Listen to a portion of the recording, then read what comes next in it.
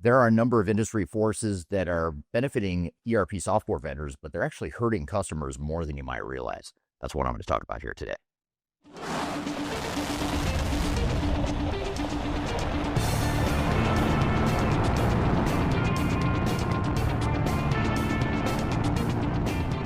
My name is Eric Kimberling. I'm the CEO of Third Stage Consulting. We're an independent tech agnostic consulting firm that helps clients throughout the world with their digital transformation journeys.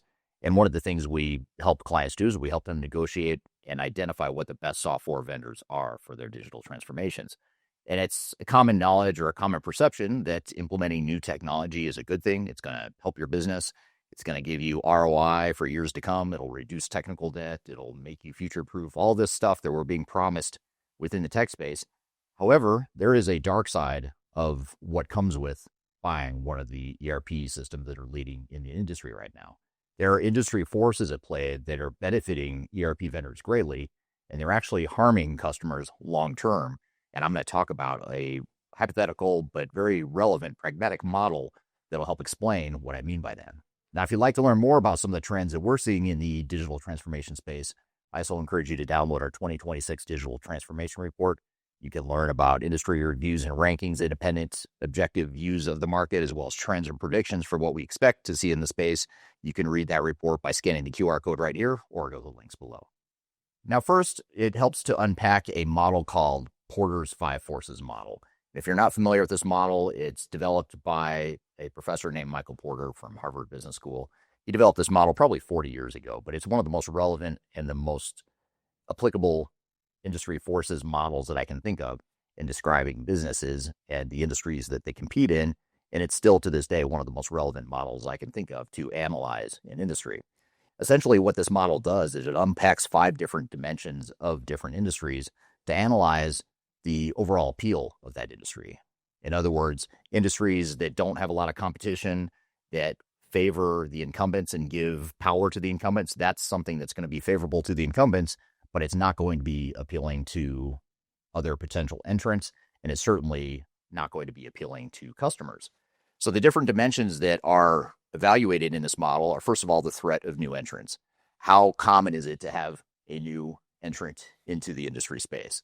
What are the threat of substitutes? If you're a big player in an industry, what are the threat of those substitutes? Are there a lot of low-cost alternatives out there? If so, then that industry is probably not as appealing to you and you don't have as much power within that industry. There's also the bargaining power of buyers.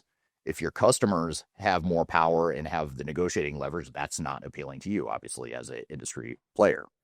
The bargaining power of suppliers, of the people providing you with goods and services to run your business. If they have the pricing power and negotiating leverage over you, then obviously that's not appealing either. And then finally, how much rivalry is there among existing competitors? And this is a very useful model to analyze the ERP software space, because what I want to demonstrate to you is that this 5 forces model heavily favors software vendors. And I'm also going to show you how it's actually hurting customers of the software vendors long term. So let's start with the vendor side of the equation. I'm going to write this out in green because most of these are positive things for the vendor. So I'm looking at this from a software vendor perspective. The first is vendor lock. Now, a lot of us have heard about vendor lock, and generally when I talk about vendor lock, I don't consider that a good thing from a customer perspective, but from a software vendor perspective, this is ideal. And what we're seeing in the cloud space is that the software vendors are creating vendor lock. By creating these cloud solutions with long-term contracts and subscriptions and the high switching costs that come along with that, that's creating vendor lock. And this is the utopia that software vendors want to see. They want you locked in because it's favorable to them. But as I'll talk about in a moment, that is not favorable to customers. And basically what it does, this vendor lock reduces the bargaining power of the buyers or the customers. It reduces the threat of substitutes. It reduces the threat of new entrants, because even if you want to switch to a competitor of the software vendor you're using, it's going to be very difficult for you to do that. And there's also less rivalry among the different competitors in the software space. So this vendor lock concept that ERP software vendors are pursuing is a very real thing that heavily favors software vendors. The other thing the software vendors are doing to shift this model in their favor is they're limiting third-party support options. And what this means is that companies like SAP, and SAP is probably the most notorious for this, they're making it difficult and very unattractive for their own customers to go get third-party support from companies like Rimini Street or Spinnaker support. And the reason for that is because if they can limit your ability to go get third-party support, it shifts this power in the industry to them. They can now dictate to you that you will move off ECC or off the legacy system you might be using onto their newer flagship product. In the case of SAP, it's S/4HANA, or Cloud ERP as it's more recently called. So limiting third-party support shifts the industry dynamics in favor of software vendors, and that actually harms customers as well. This whole rush to the cloud and moving everyone to one single monolithic model in the cloud, especially when we're talking about public cloud, means that there's less options and less substitutes. So your buyers here, your customers, have less options, which again, looking at it through the lens of five forces, means that's a positive thing for software vendors, not so good for customers. By having these cloud options where you're locked in to a certain solution for years to come, and combining that with the high switching costs that I talked about before, this means that vendors have pricing power. And many of them are starting to exercise this pricing power by inflating and increasing their cloud subscription cost over time. There's a recent article and a recent controversy involving Microsoft, where they recently imposed, I think, a 10 to 20% year-over-year increase for some of their cloud subscribers. So the software vendors love this model because they have pricing power. What are your options as a customer? If they decide to raise the price, it's not so easy just to go find an alternate and go put in a new cloud solution and rip out the old one. You thought ERP implementations were difficult in the past with the on-premise model. Wait till you see the switching costs and pain that go along with switching from cloud solution to cloud solution. We haven't even begun to see that pain yet, but that's something that's favoring software vendors, hurting customers. And then finally, what the software vendors are doing is they're creating higher barriers to entry. Think about it from this perspective. If you're an entrepreneur, let's say you want to start a tech company that has an ERP solution for Fortune 500 companies, you're going to run into SAP and to a lesser degree, maybe Oracle. So very high barriers to entry to create an ERP software solution. Those costs and those barriers are coming down a bit now because of AI, and development costs are coming down. But the lock that SAP, Oracle, and some of the other big vendors have on certain spaces and certain markets means that not anytime soon is a vendor going to come along and completely disrupt their dominance in their market share. Now, underlying all of this, and this isn't really captured in the five forces model, but something that's very real, is money. There is a lot of money chasing all these dynamics here. I'll add euros for international audiences too. So a lot of money going into this in terms of investors driving up stock prices, rewarding software vendors for their ability to do these things. The software vendors that are doing the best are the ones that are doing the best job of migrating customers to the cloud, the ones that are getting their customers locked in, the ones that are getting them tied down to long-term subscription costs, and ones that have created high switching costs to where that is a safe investment for investors. So investors love this, which further fuels this entire machine. So let's shift gears, though, and talk about some of the ways that this model is harming customers at the same time it's helping software vendors.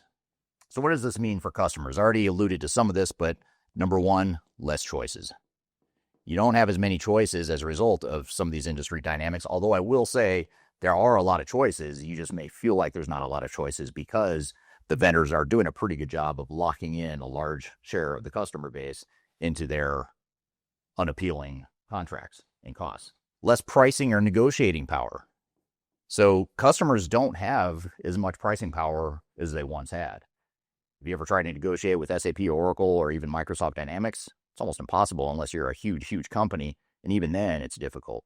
If you're a $1 or $2 billion company and you feel like you're a pretty large player in your industry, but you're trying to negotiate with SAP and negotiate ways around some of this, good luck with that, because it's very difficult to do because of some of these dynamics, and these dynamics are making it even harder to negotiate with some of these software vendors, which is why it's leading to some of the higher costs that customers are already starting to feel. All these dynamics I mentioned over here make switching costs very high. And this might be the most understated one, the one that's most underappreciated, because think about the cloud movement, the cloud wave we're in right now. It's been going on for maybe 10 years now.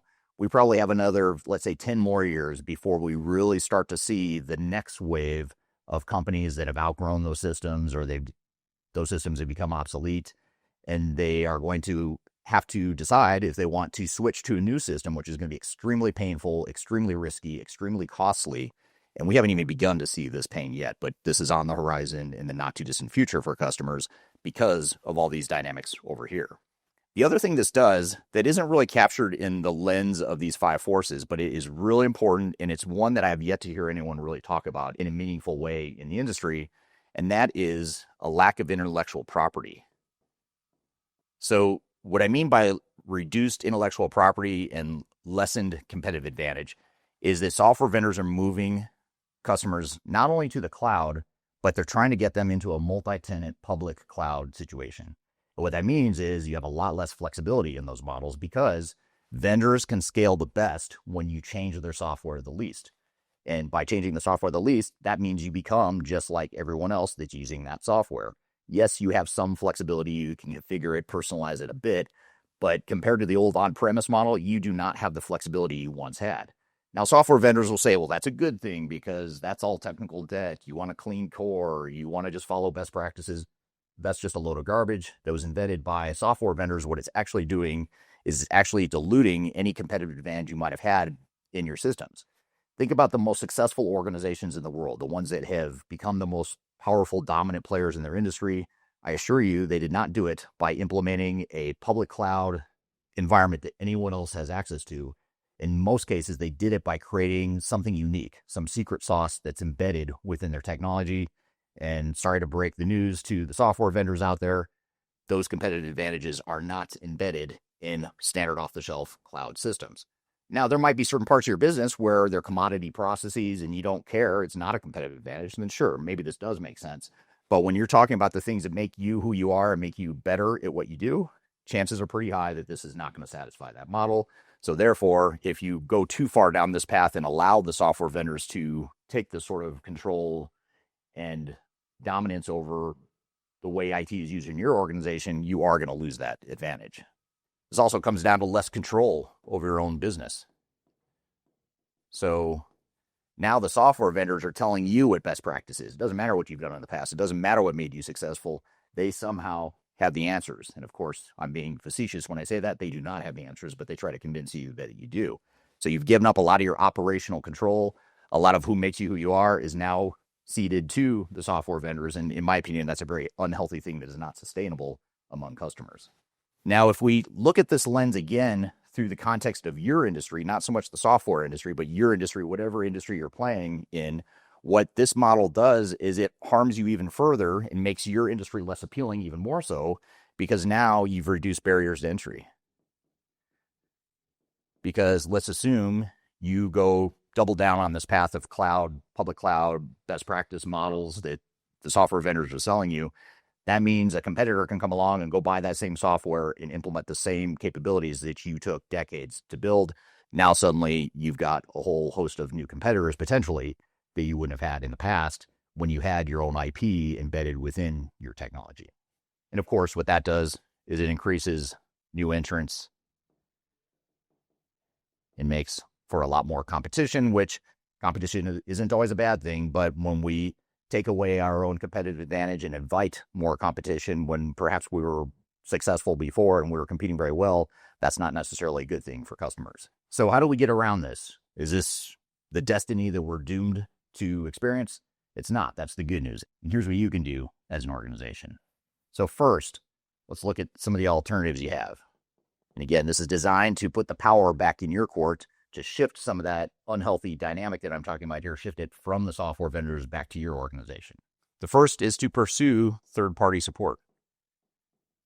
If you are at risk of being decommissioned or you have an old system that the software vendor is telling you that they're not going to support it for much longer, go find third-party support. If you're using SAP, Oracle, Microsoft, any of those legacy products, or even ServiceNow, VMware, there's a whole host of them, where there's third-party support that you can get from other third-party providers that will extend your life cycle of those assets and those investments you've already made in technology. I'm not saying definitely don't upgrade your technology, but I am saying if it's not the right time or if you don't see the competitive advantage or you're still trying to figure out what you want to do or what you need to do, or if you want to sweat the assets you already have and get more value out of it, then do it and go find third-party support. That's one of the most effective ways to take control and power back from the software vendors. The other option is to not go all in on one vendor. So looking at best of breed, and composable ERP solutions can be a good option. Now, just to preempt what a software vendor will tell you is they will say, this is a terrible idea. You should go all in with us because you want one single source of truth. You don't want to have to deal with the technical complexity of tying together multiple systems. Those days are over. That might have been relevant 20 or 30 years ago, but that's speak that worked back in Y2K. It's not working here in 2025, and here's why. The reason is because now you've got a lot more advanced integration tool sets, integration in platform as a service tools like MuleSoft and Boomi. Even the software vendors themselves, many of them have created pretty robust integration tools. Like you look at Microsoft Dynamics, for example, they've actually built a very open ecosystem that makes it easy to tie together multiple systems. And other software vendors such as Infor and QAD and others that are in that second tier of providers are providing open systems that are intentionally designed to accommodate the fact that it's not reasonable to have one system and only one system. That's what a sales rep wants to sell you, but that is not necessarily the best thing for your business. In most cases, I would argue it's not. Most organizations are going to have some level of best of breed solution to satisfy their needs. The other thing is to question the cloud. This is not cool to say. I might be the only one in the industry that will be willing to say this, but question the cloud. Is the cloud really the right thing for you? And by cloud, I guess I want to clarify a little bit here. I'm talking about multi-tenant SaaS.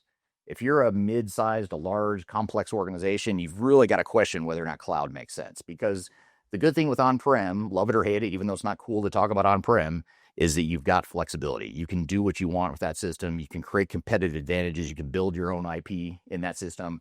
And that's really hard to replicate. And going back to the five forces model, you're making your own industry more favorable to you by potentially avoiding the cloud and going to an on-prem situation where you have built your own IP. So question the cloud. If you're a small company or it's a commodity process where you're willing to just accept vanilla processes, then sure, maybe you do go to the cloud, but I would question a full all-in doubling down of your cloud environment. And then finally, perhaps even more important or most important, is take control and ownership. There's a lot of misinformation, a lot of hype, a lot of hoaxes, a lot of false information floating around in the software vendor community. It's very misleading. And at the end of the day, you've got to sift through the BS and look at what's best for your business. It's not about having the latest and greatest, shiniest new object. It's not necessarily having the minimal amount of what the industry loves to call technical debt. That term drives me crazy. It's a trigger for me. So if you ever want to trigger me, use that word in front of me. Technical debt is a made-up term by the industry. It makes it sound as though it's bad, and anything you have that is old is bad. It's not bad. You could have the same system for 10 or 20 years and might be doing a fine job. And sure, there might be something newer and better out there, but you've got to ask yourself, is it worth the cost, the time, and the risk that you're about to take on to do that? So take control and ownership, go at your tempo, manage the vendor, don't go all in with one vendor, and do these things, and you're going to create an industry dynamic that takes the advantage from software vendors and puts it back squarely in your core, which is where it should have been all along. So I'd love to hear from you, though. Have you seen any of these dynamics play out in your industry? Have you seen these unhealthy imbalances of power affect you or people you know within the industry? I'd love to hear your feedback below. And as always, if you'd like to learn more about industry trends and independent and objective reviews and rankings of software systems in the marketplace, be sure to check out our 2026 Digital Transformation Report. You can find that by scanning the QR code right here or go to the links below. So I hope you found this information useful and hope you have a great day.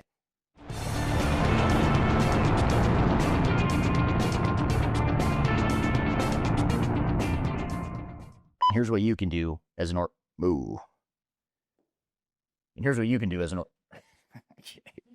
damn you. All right. And here's what you can do. Oh my God. All right. This will be a nice